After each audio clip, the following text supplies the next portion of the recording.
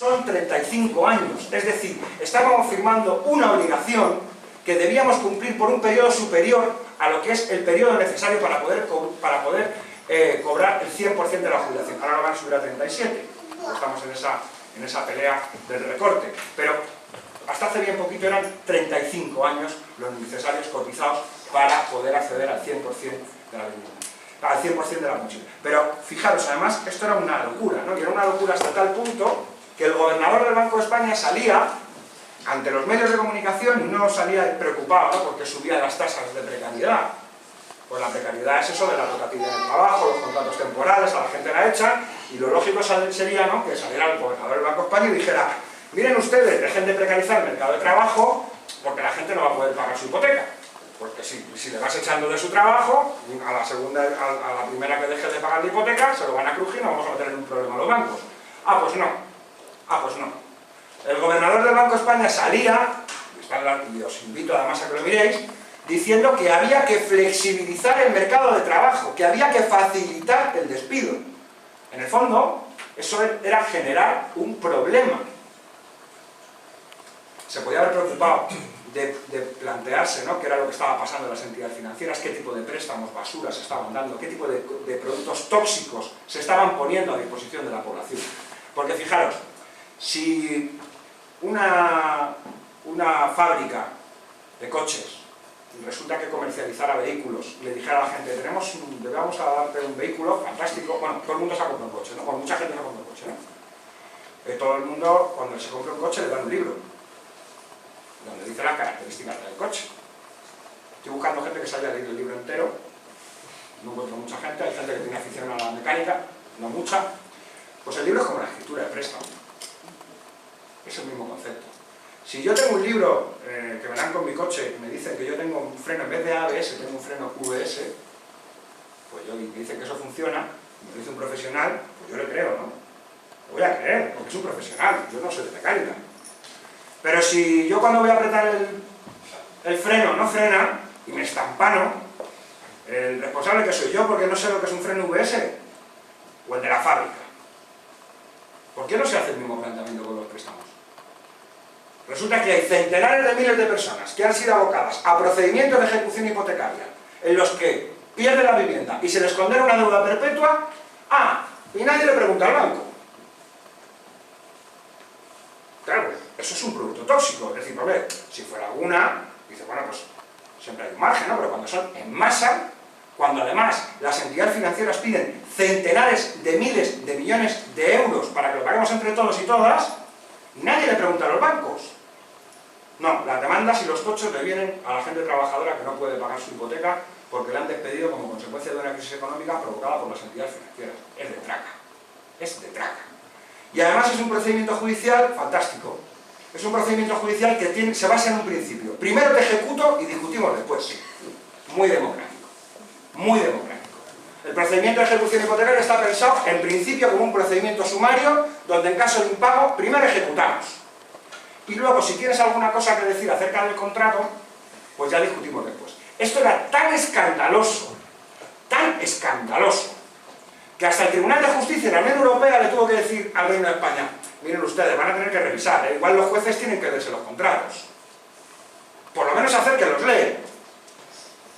Claro, porque es que esto va hasta en contra de la normativa de consumidores de la Unión Europea, que no son ningunos radicales peligrosos ni nada por el estilo, y que son gente no moderada, son conservadores y de derecha, os lo prometo, ¿eh? O sea, pero es un escándalo. ¿Por qué es un escándalo? Pues hombre, porque es un procedimiento de ejecución en el que lo primero que te dicen es lo que se decía, ¿no? Ahora te dejan en el cauce de oposición decir si hay un quítame que esas cláusulas, ¿no? Pero es que antes no te dejan decir nada, te preguntaban: ¿has pagado o no? Pues entonces te ejecuto. No, perdón, es que resulta... No, que no me cuentes nada, te ejecuto. Pero ¿cómo puede ser esto? Es decir, lo primero, ¿qué es lo que nosotros hemos denunciado? Aquí se viola el derecho a la tutela judicial efectiva, porque los jueces no tutelan los derechos de la parte débil. Se viola el derecho a la defensa, porque no hay un recurso efectivo para defenderse ante un procedimiento de ejecución hipotecaria. Bueno, pues esos dos derechos configuran el derecho a un procedimiento con las debidas garantías, que es un derecho esencial. Y cualquier procedimiento judicial que viole el derecho a la tutela judicial efectiva y el derecho a la defensa Es un procedimiento nulo de pleno derecho. Y por eso nosotros hemos defendido que las ejecuciones hipotecarias que se han realizado en España al amparo de la ley de enjuiciamiento civil son ilegales, porque han violado sistemáticamente derechos fundamentales, derechos humanos. De esos que dicen que tienen que guardar los jueces. Pero es que hay más. Resulta que nos dicen esta declaración para que el ser humano no se vea compelido a la rebelión frente a la tiranía y la opresión. Y procedimientos judiciales en los que no se respetan los elementos esenciales de un procedimiento judicial, de un debido proceso, y donde se violan los derechos humanos, eso es tiranía y opresión. Y frente a eso existe el derecho a rebelarse y a no asumirlo como justo. Y eso es lo que hemos hecho. Ni más ni menos, y les hemos señalado. Y después de estar señalando durante un tiempo, el Tribunal de Justicia de la Unión Europea, a su manera, nos ha dado un poquito la razón. Solo un poquito, tampoco es que nos haya dicho que tal, pero un poquito. Nos ha dado un poquito la razón. Un poquito la razón. Y resulta que además, cuando tú te encuentras en una situación, después de que pasa o no pasa el procedimiento de ejecución, el momento del lanzamiento, al principio nosotros pedíamos que separaran los desahucios, nos decían que era imposible. Les hablábamos de alquiler social, nos decían que todo era imposible. Y empezamos a conseguir alquileres sociales y luego además inventaron el decreto de la vergüenza, que era el decreto de la moratoria, en el que en algunos casos concretos los desahucios se pueden parar durante 2 años. Esos son medidas muy pequeñitas, que no solucionan el problema. Pero al mismo tiempo no son regalos, sino que son el resultado de la movilización y de la lucha colectiva. Por eso modificaron la ley. Porque esto es una lucha de fuerzas. Y nosotros no nos estamos peleando con el gobierno, ni nos estamos peleando con el Parlamento. Nosotros nos estamos peleando con los que mandan. Y en este país no manda ni el gobierno ni el Parlamento, manda Botín y sus amigos. Y lo tenemos muy claro. Y les hemos ido haciendo retroceder. Y hasta hace un año, los desahucios los parábamos en la puerta de las casas. Hoy los desahucios los estamos consiguiendo parar en la puerta de los bancos. Y hay que decírselo a la gente. Porque los desahucios que se están ejecutando son los desahucios en los que la gente baja los brazos. Pero los desahucios donde hay resistencia, en la inmensa mayoría de los casos, se están parando. Y hay que hacer esa llamada a la gente a que se organice y a que pelee, a que no asuma el desahucio como una realidad que va a ocurrir per se. Porque se puede parar y se puede conseguir la moratoria, se puede conseguir el alquiler social, se puede conseguir la dación en pago, se puede conseguir la condonación de la deuda. Mirad, se habla mucho de cláusulas abusivas. A mí cuando se habla de cláusulas abusivas me gusta hablar de una. Todo el mundo habla de la del suelo y el techo, que es como la más ocurrida. A mí me gusta hablar de otra. Mirad, hay una ley que es un rollo patatero, y además cuando estudiamos derecho pues no nos gusta nada, que es la ley hipotecaria, y toda la parte de derechos reales pues es un rollo, es insoportable, la verdad, estamos sinceros. Pero hay un par de artículos que yo sí que os voy a recomendar que os leáis, de la ley hipotecaria. El artículo 105 y el artículo 140. El artículo 105 viene a decirnos que se podrán garantizar las obligaciones puede ser un contrato se compone de derechos y obligaciones, se podrán garantizar obligaciones por medio de hipoteca sin perjuicio de lo contemplado en el Código Civil, que dice que las obligaciones se garantizarán con los bienes presentes y futuros de las personas. Y de ahí viene el hecho de que digan que después de adjudicarse el banco la vivienda, te puede quedar deuda. ¿De ahí es de dónde viene? Y dices, pues qué interesante, ¿no? Pues ya está, ¿no? Pero tú coges y si abrís en Noticias Jurídicas, que es lo que yo hablo, o otra página, bajéis un poquito el cursor y os vais al 140.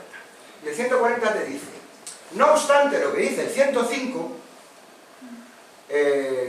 podrán garantizarse obligaciones por medio de hipoteca en el que el límite de la garantía sea el bien hipotecado. ¿Verdad? ¡Qué interesante artículo! Bien, pues otra encuesta estoy haciendo. He ido a unos cuantos sitios ya y todavía no he encontrado a nadie. Entonces os pido, aparte del producto que sacó Bank Inter hace un año para salir en los periódicos, estoy buscando a alguien que le dijera, lo primero, que el banco le preguntara cuando fue a firmar su préstamo, ¿usted qué quiere? ¿Un préstamo hipotecario del 105 o del 140? No encontré a nadie. O alguien que ni se lo preguntara, que le pusieran el préstamo y cuando fue a leerlo dijera, anda, mira, si mi hipoteca es por el 140. No hay nadie. No hay nadie. Porque las entidades financieras controlaban el mercado en función de sus intereses. Eso es una cláusula abusiva.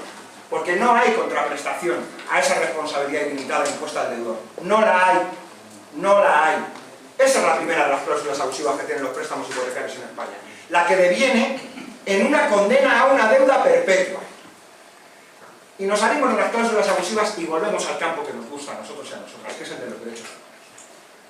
Y la pobreza deviene del enriquecimiento injusto de otros. Y la pobreza es también una violación de derechos humanos. Y cuando a alguien se le condena una deuda perpetua y se le condena a la exclusión social, se está con que la vivienda se tiene que configurar, lógicamente, como un derecho esencial. Y comentaba el compañero que en la última encuesta del último censo hablaban de que había más de 3 millones de viviendas vacías, de primera vivienda hablan. Y luego además en la misma encuesta hablan de que por segunda vivienda hay otros 3,5 millones. No sabemos cómo las han clasificado, porque cuando vino a España el relator de Naciones Unidas, allá por el 2006 ya había 3.096.000 viviendas vacías. Entonces pensamos que algún tangazo nos han debido dar en el camino. Porque claro, si en el 2006 había 3.096.000, ¿cómo puede ser que después de la burbuja inmobiliaria siga habiendo 3 millones? Y haya 3,5 millones de segunda vivienda. ¿Cómo clasifican la primera y la segunda vivienda? No nos terminan de cuadrar los números. Lo que sí es claro es que hay viviendas de sobra. Vale. Y volvemos otra vez al problema de lo del derecho penal y de los legales y los ilegales. Mirad, en el año 95 hubo una entrada y una salida de 2 conductas del Código Penal.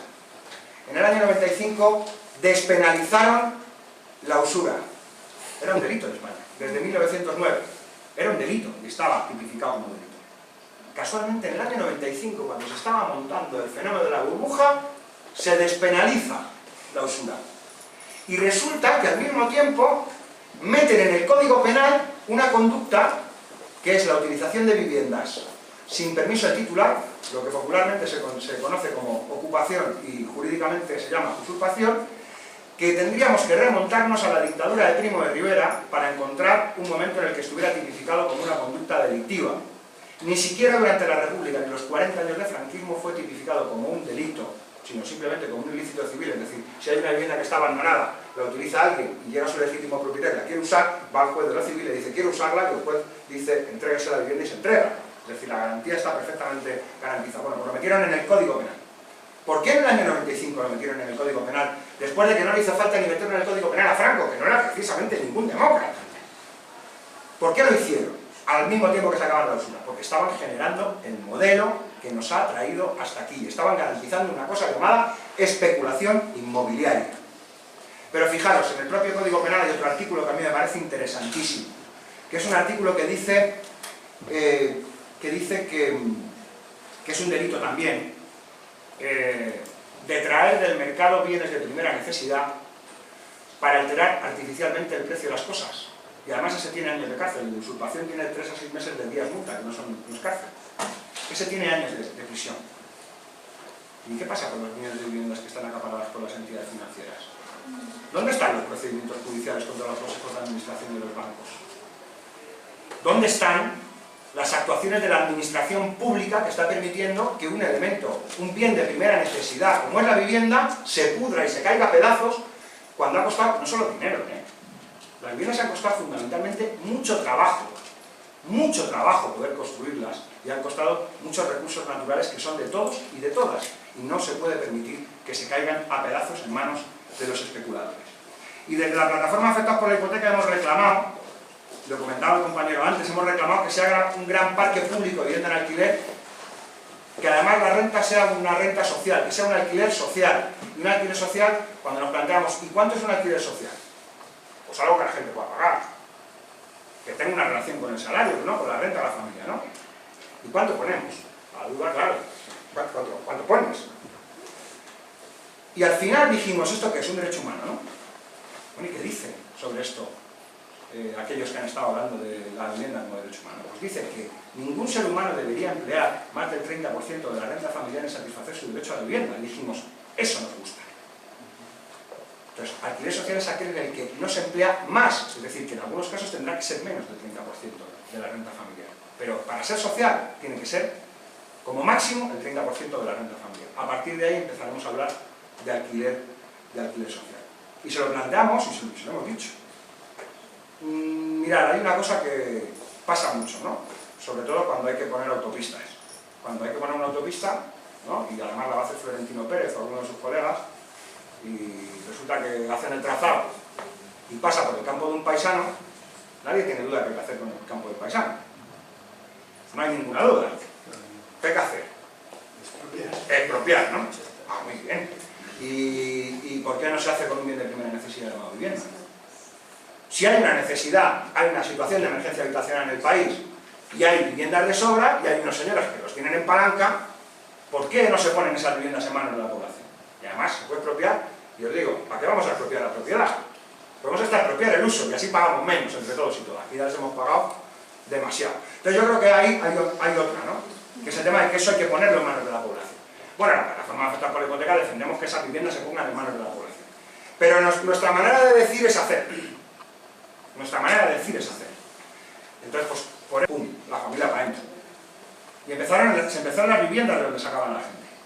Y luego se fue extendiendo y fuimos conceptualizando el concepto. Dijimos, pues lo que se trata es de que la gente se organice y que la gente resuelva colectivamente su problema de la vivienda, y si es necesario, tomarnos las viviendas, y tomábamos las viviendas, y luego volvimos hablando y decíamos, vamos a formar un alquiler social. Se lo habíamos dicho antes, no entendían bien la jugada, se decía después, y se están consiguiendo alquileres sociales después de tomar las viviendas. Si el planteamiento no es estar aquí por la cara, si el planteamiento es que esas viviendas se hicieron para que viva gente, porque la propiedad está sometida a su función social. Las viviendas son para que viva gente, no para que permanezcan vacías y abandonadas en manos de los especuladores.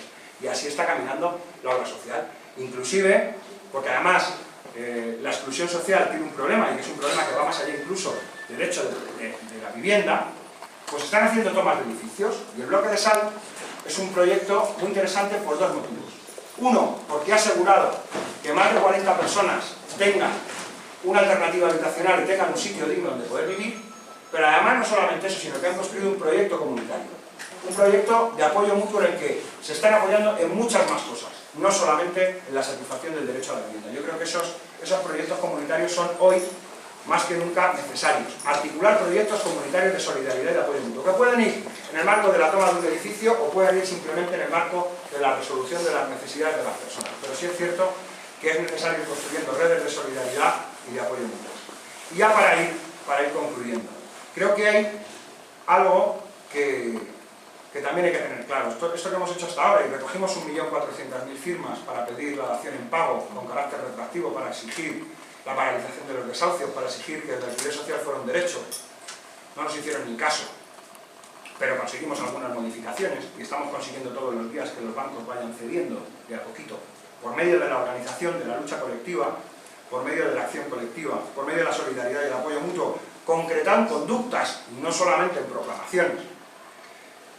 Y en el fondo lo que estábamos pidiendo era el cese en la violación sistemática de derechos humanos que se está perpetrando en España en materia de vivienda y en materia de estafa financiera. Una estafa financiera que a veces nos preguntan que quiénes son los afectados por la hipoteca, ¿no? Bueno, pues los afectados por la hipoteca en primer término son todas las personas que firmaron un préstamo hipotecario, porque son las primeras que van a sufrir las consecuencias. Pero los afectados por las hipotecas yendo bajo la mentira, hay que saber la verdad de lo que pasó. El segundo es el de justicia. Tiene que haber justicia y los responsables tienen que responder por lo que han hecho, que es una estafa generalizada al conjunto de la gente trabajadora de este país. Tiene que haber reparación a las víctimas. Y esa reparación incluye en primer término a las personas que han sufrido procedimientos de ejecución hipotecaria ilegales, pero incluye a todos y a todas que estamos sometidos a una deuda ilegítima. Y se tienen que tomar las medidas para que esto nunca más se repita. Desde la plataforma hemos iniciado también, y con esto concluyo, una campaña en la que nos hemos cansado un poco de que siempre en todos los medios de comunicación, cuando conseguimos la visibilización, solamente se veía a las víctimas. Solamente se veía a la gente hipotecada que iba a ser desahuciada y cómo se iba a ampliar la violencia contra ellos. Bueno, pues hemos pensado que cuando hay pobreza hay que ver quiénes son los que se han enriquecido y hay que poner el foco en los responsables. Porque los responsables, desgraciadamente, siguen saliendo de los medios de comunicación como si fueran gente respetable. Y para nosotros y nosotras no son gente respetable, sino que son auténticos delincuentes. Y por eso hemos impulsado la campaña Juicio y Castigo, en la que estamos señalando a los principales responsables de las entidades financieras. Y sabemos perfectamente que esto es un camino largo, que cuando se inicia el camino del señalamiento a los responsables en las violaciones sistemáticas de derechos humanos es un camino largo y complicado. Pero tenemos claro que por medio de la denuncia social, por medio de la organización y de la lucha colectiva, y en los casos en los que reunamos prueba suficiente, por medio de la denuncia ante los tribunales, no vamos a parar hasta conseguir que respondan por lo que han hecho. Recientemente a las personas que están en el procedimiento lo planteamos como una denuncia de la situación de impunidad absoluta que se está viviendo en este país por parte de los sectores privilegiados. Y tenemos muy claro que esto es un camino muy largo que tenemos que recorrer entre todos y todas, pero lo que sí que les hemos prometido a los responsables de las entidades financieras es que hoy podemos negociar daciones en pago, podemos negociar alquileres sociales, podemos negociar condonaciones de deuda, pero no vamos a olvidar ni vamos a perdonar el dolor que han hecho sufrir